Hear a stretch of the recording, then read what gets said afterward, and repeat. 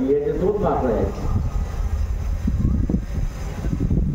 या 2 मागण्याच्या संदर्भात मी असं मानतो की राजकीय पक्षाने भूमिका घेतली असती तर कदाचित जे महाराष्ट्रामध्ये झालं ते झालं नसतं. राजकीय पक्षाने न भूमिका घेतल्यामुळे समाजानेच भूमिका घेतली. ओबीसी समूह जो होता तो म्हटला आमचा असताना जरांगे पाटलाच्या मागणीला विरोध आहे आणि आम्ही विरोध करतो. आणि त्या निमित्ताने असणारा कार्यक्रम सुरुवात झाली. जिल्ह्यात सुरुवात झाली, तालुक्यात सुरुवात झाली, गावात सुरुवात झाल्या, वेगवेगळ्या समाजाच्या बैठका ठिकाणी सुरुवात झाली. आणि दुसऱ्या बाजूला जरांगे पाटील यांच्या असणाऱ्या नेतृत्वाखाली एक प्रचंड मोठं आंदोलन उभं राहत राहिलं की ज्याच्यातून माझ्या अगोदरच्या असताना अनेक वक्त्याने की दहशत कसं निर्माण केलं जातं अशी असणारी परिस्थिती. आणि परिस्थिती का निर्माण झाली तर राजकीय पक्षाने भूमिका घेतल्या नाही म्हणून. कदाचित राजकीय पक्षाने भूमिका घेतल्या असत्या या पक्षाची बरोबर आहे, त्या पक्षाची चूक आहे याच्यावरतीच असणारी ती चर्चा खेळत राहिली असती. ती गावागावामध्ये फूट पडली नसती असं मी त्या ठिकाणी मानतो. पश्चिम महाराष्ट्रामध्ये सुद्धा ती फूट आम्हाला दिसते, नाही असं नाही. तिचे सगळ्यात तीव्रता जी आहे ते मराठवाड्यामध्ये आहे. मराठवाड्याच्या लागून जे जिल्हे आहेत त्याच्यामध्ये आहे. ती इतर जिल्ह्यांमध्ये नाही असं म्हणता येत नाही. तीव्रता कमी असेल पण फूट निश्चित आहे अशी असणारी गोष्ट.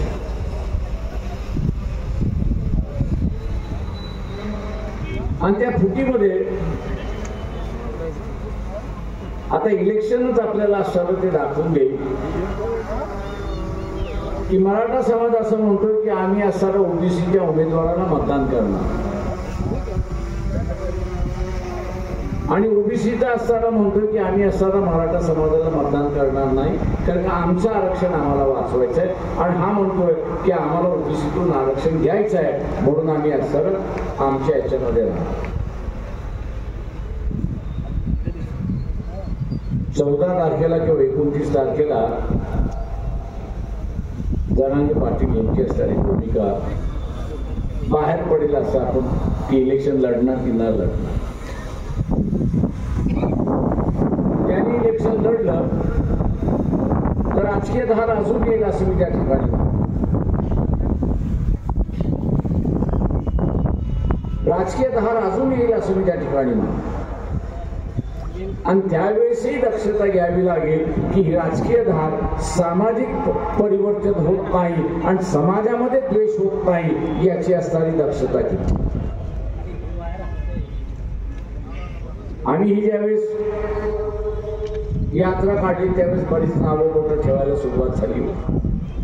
नवीन नाही, मी गेली 40 वर्ष बघत आलेलो आहे की स्वतःला काही सुचत नाही म्हणून दुसऱ्यावरती टीका करायला सुरुवात आहे. आणि त्याच्यामध्ये आंबेडकरी चळवळीतले पांडुळं जी आहे ती पहिल्यांदा असतात हे आपण लक्षात.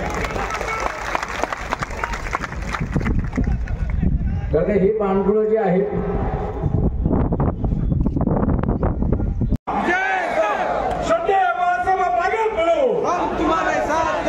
यानंतर औरंगाबाद पश्चिमचे जिल्हाध्यक्ष योगेश पण हे आभार प्रदर्शन करतील. जाताना आरामात जायचे, महिलांना आणि मुलांना सगळ्यात आधी रस्ता द्यायचा. योगेश तीनशे खेडे आणि 4000 किलोमीटरचा प्रवास पार करून आरक्षण बचाव यात्रा जी SC ST आणि ओबीसीच्या हक्काची लढाई, ही लढाई बाळासाहेब आंबेडकर लढत आहेत. आणि आजचा दिवस मंडल विजय दिवस म्हणून या ठिकाणी वंचित बहुजन आघाडीतर्फे पहिला दिवस साजरा करण्यात आला. प्रत्येक वर्षी या दिवशी मंडल विजय दिवस हा पक्षातर्फे साजरा करण्यात येणार आहे. या ठिकाणी ज्यांनी आम्हाला परवानगी दिली पोलीस प्रशासनाचे आभार व्यक्त करतो. पत्रकार बांधवांचे आभार व्यक्त करतो. भटके विमुक्त आदिवासी ओबीसी सर्व समिती संस्था संघटना समोरचा म्हणतो अजून काय करणार आहे का, तो वाट बघतो, आपण दुसरा मारून मोकळा व्हायचा. भीती आपल्याकडे नाही, भीती दुसऱ्याकडे.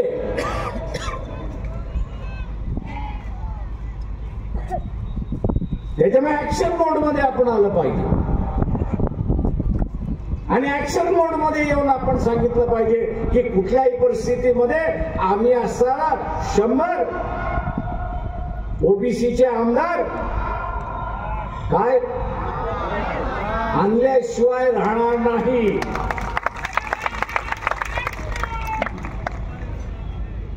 जसं आपण 100 आमदार तसं आपले विरोधक सुद्धा आणणार. जसे आपण असं आणणार तसे आपले विरोधक सुद्धा आणणार. ठराव नामंजूर करायचा असेल तर किती मतं लागतात, विधानसभेमध्ये किती मतं लागतात, किती 145. उरलेली 45 कशी आणायची. SC ST आहे. आता हे SC ST आणायचे असतील तर काय केलं पाहिजे. SC ST याला ओबीसीच्या आरक्षणाचा काही संबंध नाही, घेणं देणं नाही का, त्याचं आरक्षण वेगळं आहे. आपल्याला 145 हा आकडा गाठायचा असेल, बहुमताकडे आपल्याकडे जायचं असेल तर हे SC ST चे जे मतदार आहेत ते ओबीसीने बघितले पाहिजे की त्यांच्याच मतावरती निवडून येतील, ओबीसीच्याच मतावरती निवडून येतील ही त्यांनी खुणगाठ त्या ठिकाणी बांधली पाहिजे. ते ओबीसीच्या मतावरती निवडून आले आणि वंचित बहुजन आघाडीच्या पक्षाच्या नावाने निवडून आले तर ते ओबीसी बरोबर मतदान करतील. पण उद्या समजा ते मराठा समाजाच्या मतदानावरती आले, ते म्हणतील आम्ही आरक्षणवादी आहोत, पण त्यांनी निवडून आले मग त्यांच्या बाजूने मतदान करतील. नुकसान कोणाचं झालं. किंवा ही एक मोठी लढाई, ही साधी सुधी लढाई नाही, एक मोठी लढाई. जेवढे येतील त्यांच्याबरोबर आम्ही असताना खेळू, जे राजकीय पक्ष येतील त्यांच्या बरोबर खेळू. येताना एक चांगलं मी असताना बघितलं आहे की जिल्ह्यामध्ये वेगवेगळ्या ओबीसी संघटना ज्या आहेत त्यांनी आपला असताना एक फेडरेशन केलं, त्यांनी एक फेडरेशन केलेलं आहे. मी आमच्या पक्षाच्या जिल्ह्याच्या अध्यक्षांना असताना अगोदर सांगितलेलं आहे की या फेडरेशन जिल्ह्याच्या ओबीसीच्या फेडरेशन बरोबर बसा, ओबीसीच्या फेडरेशन बरोबर बसा, उमेदवाराची चर्चा करा आणि 100 आपल्या जिल्ह्यातले 7 असतील तर किमान 5 कसे आणता येतील याचा आराखडा आपण असताना त्या ठिकाणी तयार, याचा आराखडा आपण असताना तयार. आणि ज्या ओबीसीचे फेडरेशन आहेत त्यांना माझं असणारं आव्हान आहे,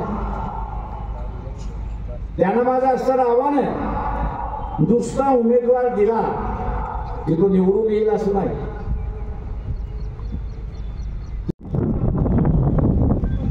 पण आज मी खात्रीला एक सांगू शकतो की जनाले पाटील यांनी जरी म्हटलं मी इलेक्शन लढतो तरी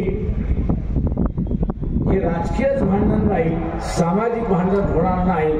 आणि सामाजिक भांडण झालं नाही तर या ठिकाणी शांतता इथं कायम राहील हे आपण असणारं लक्षात. ते छगन भुजबळांनी म्हटलं, शरद पवारांना भेटल्यानंतर की 77ची त्यांनी आठवण करून दिली. माझ्या वयाचे जे आहेत त्यांना असताना 77 माहिती असते किंवा ज्या कुटुंबाने 77 भोगलेला आहे त्याला ते माहिती असते. ज्यांच्या घरातला माणूस गेला त्यांना सर 77 माहित, ज्यांची घरं जाळण्यात आली त्यांना सर 77 माहित असेल, जे बेघर झाले त्यांना सर 77 माहित असेल, पण नव्या पिढीला 77 माहित.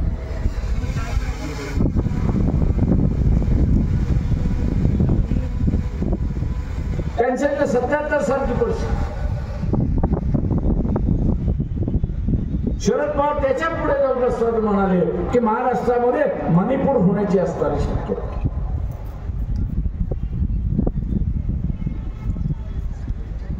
मणिपूर होण्याची असणारी शक्यता. आता एक मोठं चॅलेंज होत की 77ची परिस्थिती आणि मणिपूरची परिस्थिती. कारण मी जसं म्हणाल की 2 वॉरिंग कॅम्प्स उभे राहिले आजही आहेत ते. एका बाजूला मराठा समाज आणि दुसऱ्या बाजूला असणारं ओबीसी आहे.